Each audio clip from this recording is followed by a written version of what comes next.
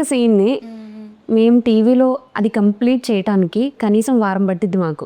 Because అవును, ఇప్పుడు mummy చూస్తూ ఉంటారు కదా, మమ్మీ కానీ అత్తయ్య కానీ ఎప్పుడైనా చూసినప్పుడు in between bold and ads వస్తాయి. యాడ్స్ అయిన తర్వాత మళ్ళీ ముందు వచ్చింది ఇంకో 2 minutes వస్తుంది. ఓవరాల్గా వచ్చేది ఫుటేజ్ ఒక 16-17 minutes వస్తుందేమో, హాఫ్ అన్ అవర్ కాదు సీరియల్. 17 minutes కూడా వస్తుందా? అసలు ఎఫెక్ట్లు వస్తాయి కదా, జబ్ జబ్ జబ్ జబ్ జబ్, మీరు ఎక్స్ప్రెషన్ మార్చారంటే.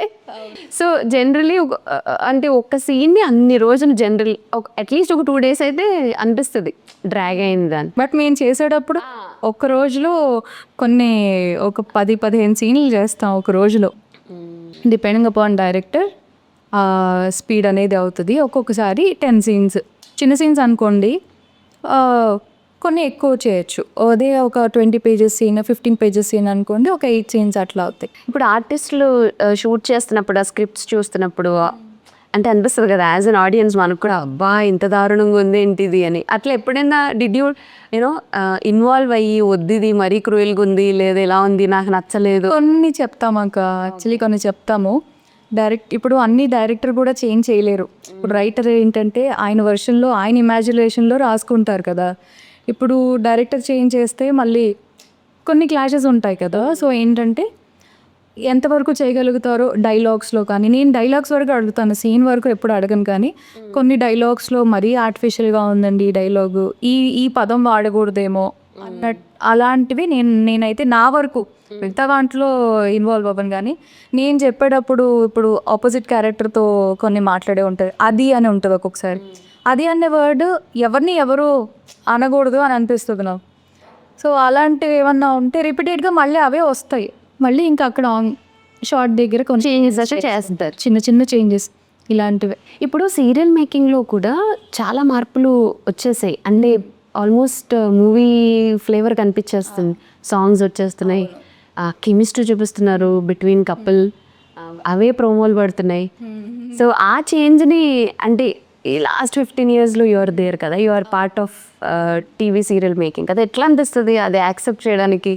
ఇప్పుడు టైటిల్ సాంగ్స్ ఉంటాయి కదా, టైటిల్ సాంగ్స్ ఈటీవీ వాళ్ళు ఎప్పటి నుంచి ఉన్నాయి. సో నేను చేసింది ఆడదాదరము మానిటైజర్ షార్ట్స్ అంటారు. అంటే మల్టిపుల్ షార్ట్స్ని తీసి దాన్ని ఒక సాంగ్ కింద క్రియేట్ చేశారు. దాంట్లో కొన్ని డాన్స్ స్టెప్స్ అట్లా కూడా ఉన్నాయి. అత్తారింటి దారేది వచ్చేసరికి కంప్లీట్గా దానికి సాంగే తీసుకొని చేశారు, చాలా బాగా వచ్చిందనమాట ఆ సాంగ్. ఇప్పుడు టైటిల్ సాంగ్స్ పెద్దగా లేవు, తగ్గాయి. బట్ ఈ జస్ట్ బంపర్లా చిన్నలా 5 seconds లాగా వేస్తున్నారు, ఇప్పుడు తగ్గాయి మళ్ళీ. అండ్ సెకండ్ థింగ్, ఈ రొమాన్స్, ఈ సీన్స్ అనేసరికి నాకు ఫస్ట్ నుంచి ఒక బార్డర్ లైన్ ఉంది. సో నేను ఎప్పుడూ ఆ హగ్ జోన్ వరకే ఆగిపోయాను, ఫస్ట్ నుంచి పెద్దగా వెళ్ళలేదు. ఎందుకంటే ఇప్పుడు మ్యారేజ్ అయిందని కాదు, కానీ బిఫోర్ మ్యారేజ్ కానీ నాకు ఒకటే ఉండేది, ఓకే ఇంతకు మించి నేను రేపొద్దు నేను చూసుకున్న పేరెంట్స్తో కానీ ఎవరైనా కానీ, పేరెంట్స్ అనే కాదు ఇంకొక పర్సన్తో చూసినప్పుడు ఆహా అంత చేసావా అన్న ఫీలింగ్ నా మనసుకి రాకూడదు.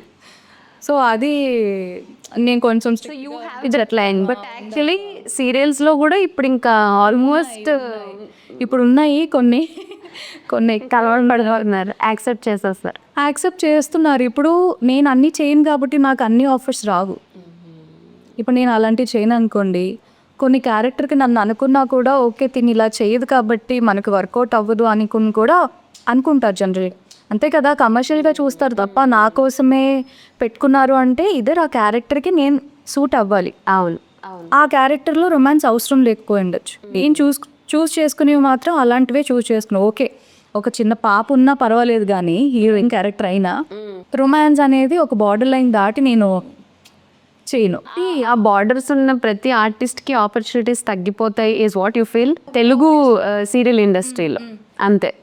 సో ఇప్పుడు చాలా డిఫరెంట్ లాంగ్వేజెస్ నుంచి ఆర్టిస్టులను చూస్ చేసుకుంటున్నారు అనేది చాలామందికి కంప్లైంట్ ఉంది. డూ యూ థింక్ ఇది కూడా ఒక రోల్ ప్లే చేస్తుంది, ఆర్ ఎనీ అదర్ ఇంకేమైనా పాయింట్స్ ఉన్నాయా ఎందుకు చూస్ చేసుకుంటున్నారు అన్నది? ఉండొచ్చు, అంటే ఇది ఒకటి అని చెప్పలేను, కానీ అది కూడా వన్ ఆఫ్ ది రీజన్ అయి ఉండొచ్చు అని అనుకుంటాను. ఇంకేమున్నాయి పల్లవి ఉద్దేశంలో అని కూడా రెమ్యూనరేషన్ ఉండొచ్చేమో అనుకుంటాను, టైమింగ్స్ అనుకుంటాను. ఇప్పుడు కొంతమంది తెలుగు వాళ్ళు ఏంటంటే ఇక్కడే ఇల్లు కాబట్టి ఎంత దూరం ఉన్నా ఒక 1 అవర్లో వెళ్ళిపోతాము అన్నట్టుగా వెళ్ళిపోతాం కదా ప్యాకప్ తర్వాత. సో ఫ్యామిలీ ఉంటుంది, సో ఈ టైం వరకే చేయగలుగుతాం, మళ్ళీ నెక్స్ట్ డే షూట్ ఉంటుంది. సో ఇంకొకటి ఏంటంటే నేను ఇందాక చెప్పినట్టు వర్కింగ్ అవర్స్ తక్కువ ఉన్నా వర్క్ ఎక్కువ ఉంటుంది. ఇప్పుడు నేను మార్నింగ్ 7:30కి వెళ్తాను అక్క, అంటే అక్కడికి వెళ్ళేసరికి నాకు 8 అవుతుంది. బై 9 or 9:15 నేను షార్ట్లోకి వెళ్ళిపోతా. ఇది నేను మాట్లాడుకున్న టైమింగ్. సో ఈవినింగ్ అలాగే 7 వరకు యూజువల్ టైమింగ్స్. ఎప్పుడైనా నైట్ ఎఫెక్ట్స్ అని అట్లా ఉంటాయి కదా, సో అలాంటప్పుడు ఎక్స్టీరియర్ వర్క్ అలా ఉంటే వాళ్ళు ముందు రోజు చెప్తారు ఇలా లేట్ ఉంది. అలా కాకుండా కొన్ని సీరియల్స్ ఏంటంటే ఎవ్రీడే 10 వరకు చేయాలి అన్నట్టుగా ఫస్టే మాట్లాడేసుకుంటారు. ఓకే, అది ఒక రీజన్ అవ్వచ్చు. లేదంటే ఇప్పుడు మీరు చెప్పినట్టు వాళ్ళ కంఫర్ట్స్ లైక్ ఈ క్యారెక్టర్ ఇలా చేయాలి, ఇలా సాంగ్స్ ఉంటాయి, ఇలా హసింగ్ సీన్స్ ఉంటాయి, మల్టిపుల్ ఉంటాయి, ఇలా కొన్ని ఉండొచ్చు అని నేను పర్సనల్గా ఫీల్ అవుతున్నా. ఓకే. సో ఈ ఫ్యాక్టర్స్లో పల్లవి మిస్ చేసుకున్న సీరియల్స్ అయితే ఉన్నాయి. మిస్ చేసుకున్నానని అనుకోవట్లేదు కానీ ఓకే ఫైన్, ఆయన నేను కంఫర్ట్ జోన్లో ఎప్పుడు. ఓకే, సో ఇప్పుడే మనం రెమ్యూనరేషన్ గురించి మాట్లాడుకున్నాం. చాలా మంది అసలు సీరియల్ ఆర్టిస్టులు బీటసంగా సంపాదించేస్తుంటారు అనుకుంటారు. దాని గురించి పల్లవి ఏమంటుంది? రెమ్యూనరేషన్స్ గురించి మాట్లాడేలంటే అంటే నేను మాట్లాడినా కూడా అది అబద్ధం అని అనుకుంటారు. ఇప్పుడు నా కోఆక్టర్స్కి అసలు ఎంత పేమెంట్స్ ఇస్తున్నారు, అసలు ఇంకొక హీరోయిన్కి ఎంత పేమెంట్ ఉందో కూడా నాకు తెలీదు. ఎందుకంటే ఫస్ట్ థింగ్ ఈటీవీలో వాళ్ళే ఎప్పటికప్పుడు ఒక 2 yearsకో అలా కొంచెం పెంచేవాళ్ళు. నేను ఫస్ట్ పేమెంట్ నుంచి మానేసే వరకు, అంటే అక్కడ ప్రాజెక్ట్స్ చేయనంత వరకు అసలు ఏ రోజు నేను పెంచండి అని కూడా అడగలేదు. ఎందుకంటే అక్కడే గ్రోత్ స్టార్ట్ అయింది కాబట్టి అడిగే అవకాశం రాలేదు, మొహమాటం వచ్చేస్తుంది కదా. మేబీ మనసులో అనిపిస్తుంది ఓకే ఇంకొక కొంచెం పెరిగితే బాగుంటుందేమో అన్నట్టుగా అనిపించేది. బట్ ఐ డోంట్ నో బయట ఎంత తీసుకుంటున్నారు అనేది నాకు తెలీదు, ఇప్పటికీ తెలియదు అక్క. ఐ స్వేర్ నిజంగా అసలు రెమ్యూనరేషన్స్ బట్ జనాలు అనుకునే అంత రెమ్యూనరేషన్స్ అయితే ఉండవక్క. మోరోవర్ కాస్ట్యూమ్స్కి వాటికి కూడా పోతాయి. ఒకప్పుడు కార్ కన్వెన్స్కి, అసిస్టెంట్స్కి ఇట్లా ఇచ్చేవాళ్ళు. సో ఇప్పుడు కంప్లీట్గా ఒక ప్యాకేజ్ లాగా మాట్లాడుతున్నారు. ఓకే, సో ఇప్పుడు ఒక ఆర్టిస్ట్కి ఒక 10,000 ఇచ్చారనుకోండి, ఆ 10,000లోనే ఇంక్లూడింగ్ అసిస్టెంట్ బేటా కానీ కార్లో మనం వచ్చామనుకోండి ఆ కార్ కన్వెన్స్, సో ఇవన్నీ ఇంక్లూడింగ్ అయ్యి కాస్ట్యూమ్స్ ఇవన్నీ ఇంక్లూడ్ అయ్యి వస్తున్నాయి. ఇదివరకు ఎట్లా ఉండేది? నాకైతే నేను ఇప్పుడు చేసే సీరియల్ తప్ప మిగతా సీరియల్స్ అన్నిటికీ కాస్ట్యూమ్స్ వాళ్ళే ఇచ్చేవాళ్ళు. నేను కొంచెం తక్కువైనా పర్లేదు కానీ రెమ్యూనరేషన్ కాస్ట్యూమ్స్ గోల పడలేము. ఎందుకంటే డైలీ ఉంటుంది. మళ్ళీ దాంతో పాటు నాకు ఒకటి అనుకుంటాను, నేనే తీసుకునేదాన్ని. అప్పటికి వాళ్ళు ఒక బడ్జెట్ ఇస్తే ఆ బడ్జెట్లో నేను తీసుకునేదాన్ని. ఇన్ని ఇయర్స్ నుంచి నాకు అదే ఫార్మాట్ అలవాటు. బట్ ఇప్పుడు నేను బాబు పుట్టిన తర్వాత మళ్ళీ ఈ సెకండ్ ఇన్నింగ్స్ ఏదైతే అంటారో అప్పటి నుంచి కంప్లీట్గా చేంజ్ అయిపోయింది. సో మళ్ళీ మీ కాస్ట్యూమ్స్ మీరే అరేంజ్ చేస్తారు, నేనే చేసుకోవాలి. సో అందుకేనా ఇప్పుడు చాలా ఆన్లైన్ పేజెస్తో ఎక్కువ కొలాబరేషన్, చాలా మంది సీరియల్ ఆర్టిస్టులు. ఇంక ఇది డైలీ టాస్క్ కాబట్టి ఇంక తప్పదేమో.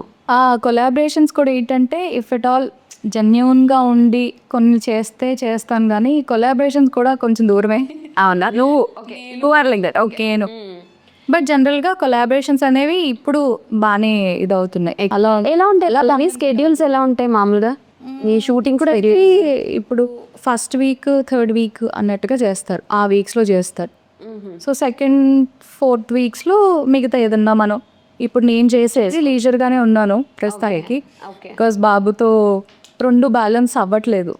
హెక్టిక్గా ఇంతకుముందు ఇన్ని ఇయర్స్ ఎప్పుడూ బ్రేక్ లేకుండా 30 రోజులు, 31 రోజు అన్ని 2 కాల్ షీట్స్ ఇలాగే చేశాను. ఫస్ట్ టైం ఒక్క ప్రాజెక్ట్తోనే కొంచెం లీజర్గా చేస్తున్నా. So first week, third week కొంచెం బిజీ ఉంటాను. సో 12 hours అంతే. ఇప్పుడు నేను చెప్పాను కదా 7:30 to మళ్ళీ 7. అమ్మ బాబాయ్, అయితే దీంట్లో ఉండే రిప్పులు దీంట్లో ఉన్నాయి, దాంట్లో ఉంటాయి డెఫినెట్గా. బట్ ఏంటంటే ఒక సాటిస్ఫాక్షన్ ఉంటుంది కదా, మనకు నచ్చింది చేస్తున్నాము. ఇప్పుడు చాలా ఫ్లాస్ ఉంటాయి, టైమింగ్స్ మారిపోయాయి, అప్పట్లాగా వర్కింగ్ అవర్స్ కానీ సీన్స్ ఎక్కువ అయిపోయాయి అంటాం కానీ. But end of the day shooting రేపు వద్దాం షూట్ ఉన్నప్పుడు మళ్ళీ సేమ్ అదే ఎక్సైట్మెంట్ ఉంటుంది. ఓకే రేపు షూట్ ఉంది, ప్రాపర్గా చేసుకోవాలి, ఇవన్నీ టెన్షన్స్ ఉంటాయి. బయట గుర్తుపడతారా పల్లవి? చూసి లేడీస్కి స్పెషల్లీ కనెక్ట్ ఎక్కువ, అంటే స్పెషల్లీ మీ సీరియల్స్ అన్నీ కూడా మంచి హిట్స్ అయిన సీరియల్స్, ఎంత తక్కువ సీరియల్స్ అయినా కూడా హిట్ ఆడదే ఆధారం అయితే ఇప్పుడు ఇన్స్టాగ్రామ్లో మోత మోగిపోతుంది. ఆడదేవారు అనగా నా పాట రోల్ చేసి పడేస్తుంటారు కానీ బట్ మంచి పేరే వచ్చింది. గుర్తుపడుతుంటారా బయట? గుర్తుపడతారు.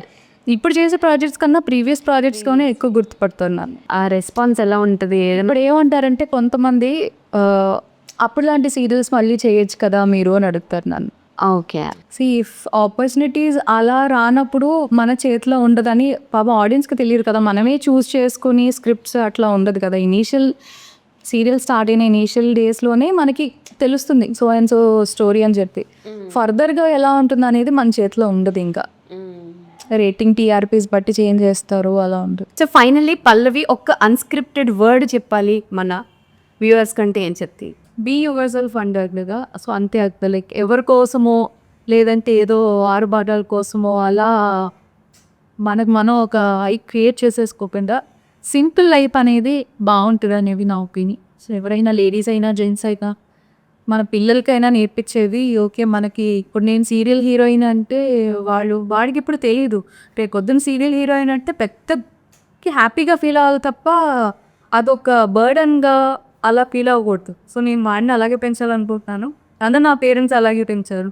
సో ఇప్పుడు మ్యారేజ్ అయిన తర్వాత కూడా మా హస్బెండ్ కూడా గ్రౌండెడ్గానే అలాగే ఉంటాము. సో అది బేసిక్ సింపుల్ లైఫ్ అనేది హ్యాపీ లైఫ్ అనేది ఇందులో. Wishing you the best. ఇంకా నీ డ్రీమ్స్ అన్నీ కూడా అచీవ్ చేయాలి త్వరలో. బిజినెస్ షేడ్లోనే ఉన్నాయి చాలా మైండ్లో అన్నావు కాబట్టి అవన్నీ అచీవ్ చేయాలి. ఇంకా మంచి మంచి సీరియల్స్ని వచ్చే క్యారెక్టర్స్ చేయాలని, సీరియల్స్ ఏంటి సినిమాలు కూడా బట్టి చెయ్యాలి. మనం మళ్ళీ మాట్లాడుకోవాలి, మళ్ళీ మాట్లాడుకోవాలి. Thank you. ఇక్కడ wishing you all the best అక్క. అంటే నేను నిన్ను చూసాను కదా, like RJing is also not that అంత ఈజీ జాబ్ కాదు. అలా అందరినీ వినేలాగా చేయాలి కదా. యాంకరింగ్ కానీ ఇది కానీ చాలా టఫ్ జాబ్.